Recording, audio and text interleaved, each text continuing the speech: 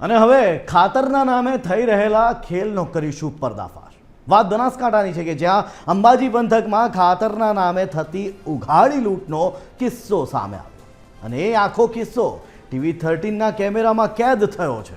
ખેતીની સિઝનમાં ખાતરની તાતી જરૂરિયાત હોય છે ત્યારે સરકારી ખાતરના દુકાનદારો ખેડૂતોની મજબૂરીનો ગેરફાયદો ઉઠાવતા જોવા મળ્યા।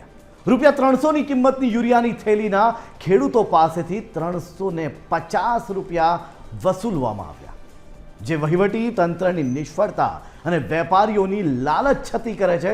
સૌથી પહેલા એક ખેડૂતને સાંભળી લઈએ જેણે 350 રૂપિયા ચૂકવ્યા છે। 3 થી 4 મહિના પછી ખાતર અંબાજીમાં આવ્યું। સરકાર પાસે એક આધાર કાર્ડ પાસે અમને 2-3 કટ્ટા મળે એવી માંગ છે ને એક જ ખાતરનું કટ્ટું મળે છે। ત્યારે વધારે પૈસા લેતો એ દુકાનદાર ટીવી 13ના કેમેરામાં વાત સ્વીકારતો પણ જોવા મળ્યો છે। એ દુકાનદાર શું કહી રહ્યો છે અને કઈ લોજિક વગરની વાતો કરી રહ્યો છે એ પણ સાંભળીએ। ठीक है, पैसा एमने खाली 2-3 जना जोड़े थी વધારે લઈ લીધા કે એમને ખબર નહીં એ आज ही જાય અહીંયા। બાકી આ દુકાન ઉપર પાર્લર ઉપર ગઈ है, આ દુકાન ઉપર મારા ફાધર भी है। फादर ની કન્ડિશન હાલ ખરાબ है, એક્સિડન્ટ થયેલો તો એ ત્યાં જ છે। તો 1-2 જણાથી વધારે લઈ લીધા હતા એ હાલ દીધા। કેમ કે મશીન ચાલતી નહીં। ત્યારે આજ મામલે વિસ્તારથી વાત કરવા માટે આપણી સાથે જોડાઈ રહ્યા છે બનાસકાંઠાથી અમારા સંવાદદાતા વિનય। સીધા જઈશું તેની પાસે। વિનય, તમારી પાસેથી એ જાણવા માંગીશ કે જ્યારે તમે એ સસ્તા એટલે કે સરકારી ખાતરની દુકાન સુધી પહોંચ્યા ત્યારે તમે શું જોયું અને તમને દુકાનદારે શું કહ્યું?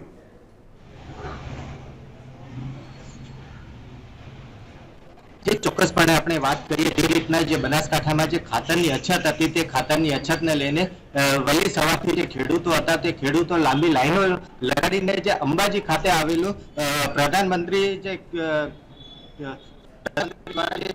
ચલાવવામાં હોય છે, જે ખાતરના ડેપો ચલાવવામાં આવતા હોય છે તે અંબાજી ખાતે આવેલો છે। તે અંબાજી ખાતે વહેલી સવારથી જે ખેડૂતો હતા તે લાંબી લાઈનમાં જોવા મળ્યા હતા, પરંતુ તે ખેડૂતો દ્વારા પૂછવામાં આવ્યું કે આ લાંબી લાઈનો શેના માટે લાગેલી છે, તો ખેડૂતોએ જણાવ્યું હતું કે જે ખાતર છે તે ખાતરની અછત જોવાના કારણે આ લાંબી લાઈનો જોવા મળી હતી। અને વિશેષમાં વાત કરીએ કે તે ખેડૂતોએ જણાવ્યું હતું કે જે આ ખાતર છે તે ખાતર હાલની તારીખમાં આજે આવ્યું છે ને એ ખાતર 4 થી 5 મહિના પછી અંબાજી ખાતે ઉતારવામાં આવ્યું હતું।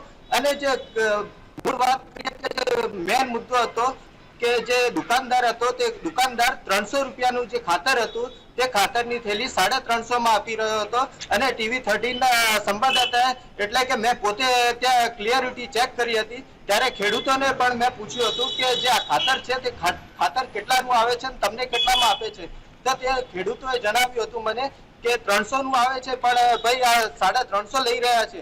તો મેં તે દુકાનદારને પૂછ્યું હતું પણ એ દુકાનદાર બે ભાઈ હતા એટલે એકબીજા ઉપર ઢોળી રહ્યા હતા કે મારા ભાઈને ખબર ન હતી એટલે 350 લીધા છે। પરંતુ એ દુકાનદાર વિનય હું આપને અટકાવવા માંગીશ। આપણી સાથે તાલુકા ખેતીવાડી અધિકારી નરેન્દ્રભાઈ જોડાઈ ગયા છે, નરેન્દ્રભાઈ પટેલ સાહેબ। સૌથી પહેલા તો સ્વાગત છે તમારું ટીવી 13 ગુજરાતીમાં, નરેન્દ્રભાઈ। ઓકે, આભાર તમારો।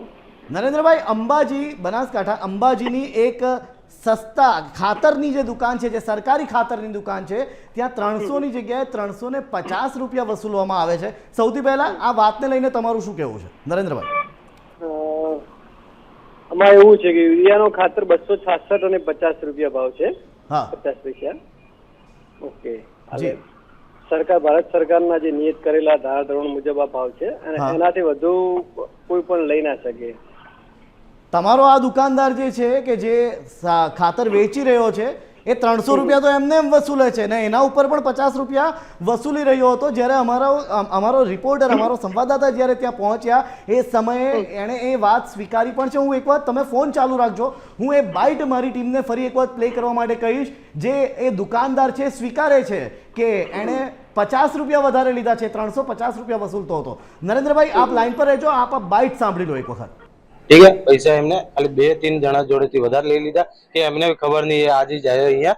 બાકી આ દુકાન ઉપર પાર્લર ઉપર ગઈ है, આ દુકાન ઉપર મારા ફાધર भी है।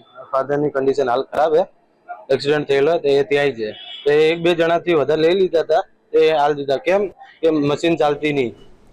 નરેન્દ્રભાઈ, આપણે સાંભળ્યું કઈ રીતે આ બોલી રહ્યો છે કે ભાઈ મેં 2-3 જણા પાસેથી લીધા. આ તો જ્યારે અમારા સંવાદદાતા ત્યાં પહોંચ્યા અને કેમેરામાં જ્યારે શૂટ કર્યું ત્યારે એ વ્યક્તિ આવું બોલી રહ્યો છે કે મેં 2-3 પાસેથી લીધા. શું તમને લાગે છે કે એણે ખાલી 2-3 પાસેથી લીધા હોય? નરેન્દ્રભાઈ, એકચ્યુઅલી આ વિષય જે છે એનો તપાસનો એ સ્વીકારી રહ્યો છે, ઓન કેમેરા સ્વીકારે છે. નરેન્દ્રભાઈ, હવે શું પગલાં લેવા જોઈએ હું તમારી પાસેથી જાણવા માંગુ છું, કારણ કે એ લોજિક એવું આપે છે મશીન બગડ્યું હતું એટલે 50 રૂપિયા વધારે લેતો હતો. ના, એવું કોઈ કારણ આપીને લઈ ના શકે પૈસા વધારે. તો હવે આ જે ડેપો સંચાલક છે અથવા તો જે ખાતર વેચનાર જે દુકાનદાર છે એની સામે કયા પ્રકારના પગલાં લેશો કે લેવા છે? એના ઉપર ભાઈ તપાસ થશે અને ખરેખર શું કર્યું છે, કઈ રીતના કેટલા ખેડૂતનું લીધું છે અને તપાસ કરી અને આગળની કાર્યવાહી એની. સાહેબ, તમારી પાસેથી જાણવા માંગુ છું, આ પ્રકારના કિસ્સામાં જોગવાઈ શું કહે છે? સરકારની જોગવાઈ શું કહે છે? સરકારની જોગવાઈમાં એવું છે કે ગુનેગાર ઠરે તો એના લાયસન્સ સસ્પેન્ડ થઈ શકે છે. જી, વધુમાં સર? બસ એ આગળની સાહેબ ખાતાકીય અને જે મતલબ જે છે ખાતરની જે છે તપાસ કર્યા પછી જ એનું જે છે એ કાર્યવાહી જે છે જી એ થઈ શકે છે. સર, હું આપને આગળની જોગવાઈ જણાવી દઉં. લાયસન્સ રદ થવાની સાથે એને જેલની સજા પણ થઈ શકે છે. કાયદાકીય દંડ અને સજાની જોગવાઈ છે. લાયસન્સ રદ થવું, વધારે ભાવ લેવા અથવા અન્ય ગેરરીતિ બદલ વિક્રેતાનું ખાતર વેચવાનું લાયસન્સ રદ થાય, જેલની સજા પણ થઈ શકે. આવશ્યક વસ્તુ ધારા એટલે કે ECA હેઠળ દોષિત ઠરનાર વ્યક્તિને 3 મહિનાથી લઈને 7 વર્ષ સુધીની જેલની સજા થઈ શકે છે. સાથે જ આર્થિક દંડ પણ છે. કોર્ટ દ્વારા ગુનાની ગંભીરતા મુજબ મોટો આર્થિક દંડ ફટકારવામાં આવશે. શું તમને લાગે છે કે આ જે દુકાનદાર છે એની સામે આ પ્રકારની જોગવાઈઓ, આ પ્રકારના દંડ લાગુ થશે? કારણ કે એ સ્વીકારી રહ્યો છે 50 રૂપિયા તો એ એમને એમ વધારે લેતો હતો, પણ જો તમારી વાત માનીએ, જે તમે કહો છો 260 રૂપિયા ભાવ છે તો એ 90 રૂપિયા વધારે લઈ રહ્યો હતો. 50 પૈસા. હેલો જી, 266 રૂપિયા અને 50 પૈસા ભાવ છે યુરિયાનો. તો એ લમસમ 90 રૂપિયાની આસપાસ વધારે રૂપિયા લઈ રહ્યો હતો અને એમના પાસે કાયદાકીય ભાઈ કાર્યવાહી થશે જ. જી જી, આભાર નરેન્દ્રભાઈ અમારી સાથે જોડાવા બદલ. તો તાલુકા ખેતીવાડી અધિકારીએ હાલ TV 13 સાથેની વાતમાં સૌથી મોટો ખુલાસો કર્યો છે કે આ જે દુકાનદાર છે એની સામે હવે ખાતાકીય કાર્યવાહી પણ કરવામાં આવશે.